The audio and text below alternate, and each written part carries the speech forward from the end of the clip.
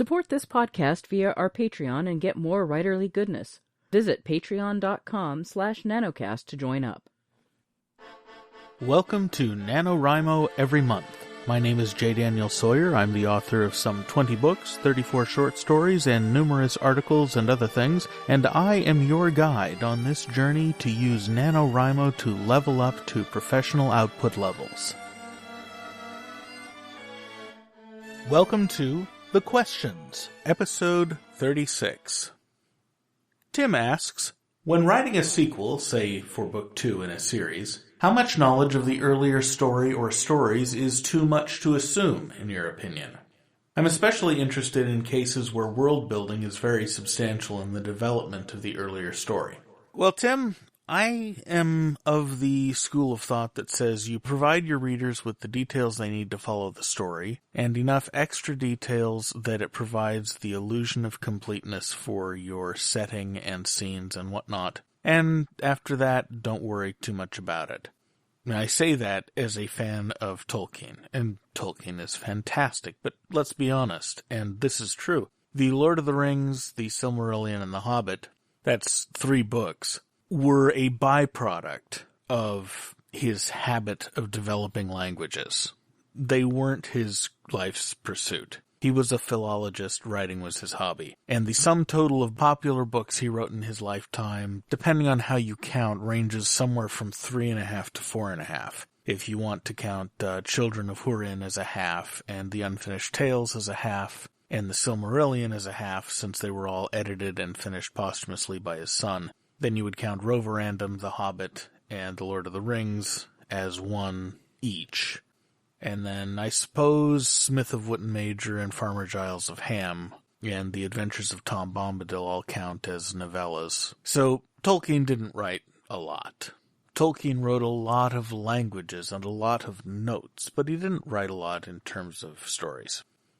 The depth of your world building in whatever world you're in is going to depend a lot on the demands of your story.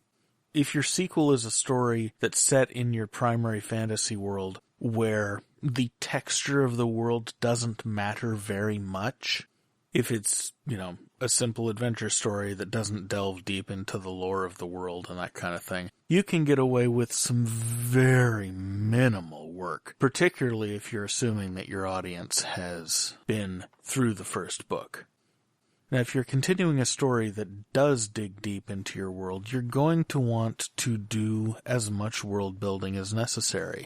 In terms of recapping, there's all sorts of ways to handle it. The quick and dirty way, which works surprisingly well, is what the publisher of Tolkien's books did with his books, what Stephen R. Donaldson has done with all of his books that are in series.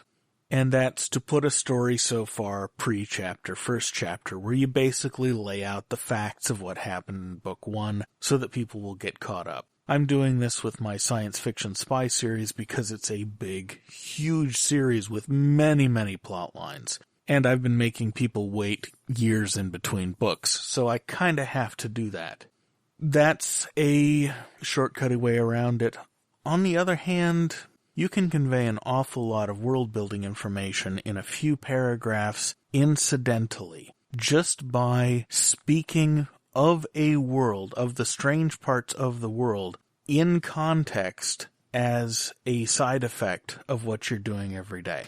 Just like when you go to get coffee, you might overhear somebody talking about the latest scandal with the Congress or with President Obama or with whatever the popular political gossip topic is of the day, or about a celebrity scandal or whatnot.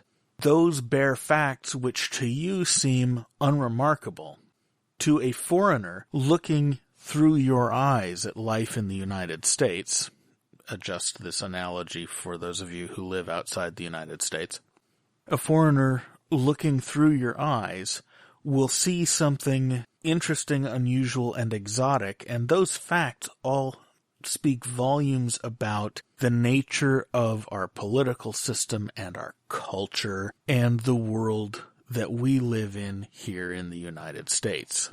Incorporating incidental details like that can get an enormous amount of world building across very, very quickly. When young writers talk about world building, they frequently talk about the long passages of description and exposition that you spend early in a series laying out all the facts that the story doesn't have time to get around to, but that you have to kind of know to get into the story.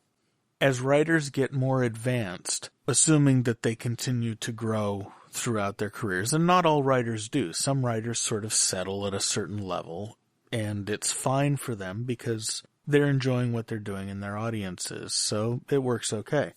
I'm a big believer in continuing to grow, and the writers that I've seen continue to grow over their lifespan tend to weave their world building in on an incidental level more and more the further along they get in their career. They get more confidence in their ability to spin a complete illusion, and they develop a lot more respect for their readers' abilities to pick up on what's going on.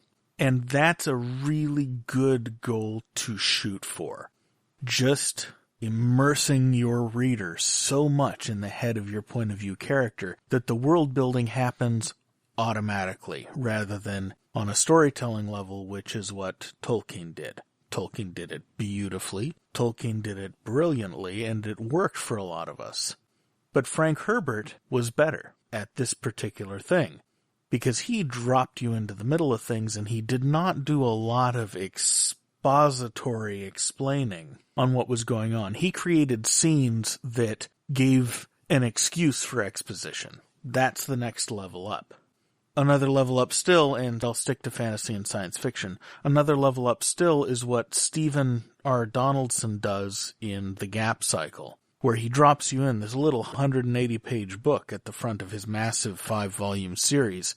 It gives you a really tight, incredibly horrific adventure story with everything you need to know to launch you through the next 4 books, all of which are these massive, massive tomes. And he does all of it without sitting down and explaining anything to you. He instead puts his main character in situations where his main character has to think through a very complicated set of actions in order to avoid prison. And in his character's thinking through, and by his character's attitudes and judgments and the situations he finds himself in and that he has to escape from, he minimizes the "as you know, Bob" style of exposition and concretizes the entire world very, very efficiently.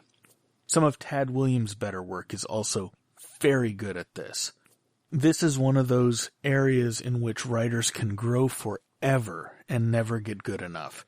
There's so much room to learn and grow. I highly recommend you go for it. Lay in as much detail as you can with this sequel.